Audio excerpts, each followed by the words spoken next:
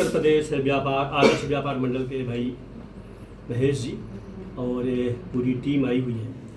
और इन लोगों का बेसिक मकसद ये है कि जो सराफे में लेकर के अक्सर बीच बीच में ये होता है कि कभी कोई सोना लिया और फिर उस पर क्वेश्चन मार्क उठता है कि कोई चोर गया या किसी ने किया, ये सोना हमने यहाँ पे बेचा है। तो व्यापारी इसमें इस बात को लेकर दबाव में रहते हैं कि बगैर जाने परखे अगर कोई किसी को नाम ले रहा है तो उससे इज्जत प्रतिष्ठा पे एक धक्का लगता है।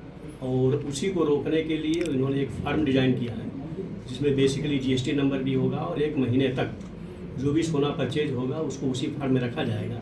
इनकेस अगर सोना खरीदने में कहीं कोई अनियमितता मिलती है या कोई मतलब उसकी प्रॉपर उसकी जांच की आवश्यकता होती है तो उपलब्ध रहेगा। और ये अच्छा प्रयास है।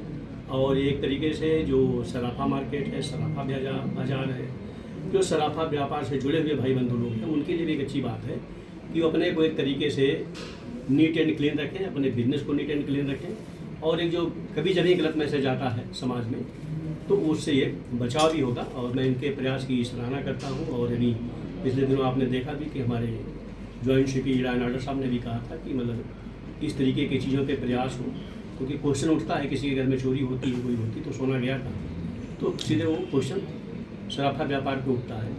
तो ये उनके तरफ से ये प्रयास है। मैं समझता हूँ कि इससे जो है जो अच्छे लोग व्यापार में जुड़े हुए हैं उनको काफ़ी मदद मिलेगी और उनकी इमेज को अच्छा लगेगा।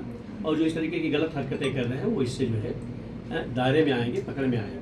और जो इस तरीके की ब्लैकमेलिंग करते रहते हैं, तमाम क्रिमिनल कभी जब ब्लैकमेलिंग करते हैं इस बात को लेकर के वो किसी पे भी अपनी फिंगर को उठा देते हैं तो एक बाज़ार में उसके लिए बड़ी असहज स्थिति हो जाती है। वो उसका कैसे बचाव करे, किस तरीके से अपने डिपेंड करे, क्योंकि इन जनरल पब्लिक में दूसरे तरीके की धारणा फैलती है कि कोई बात होगी।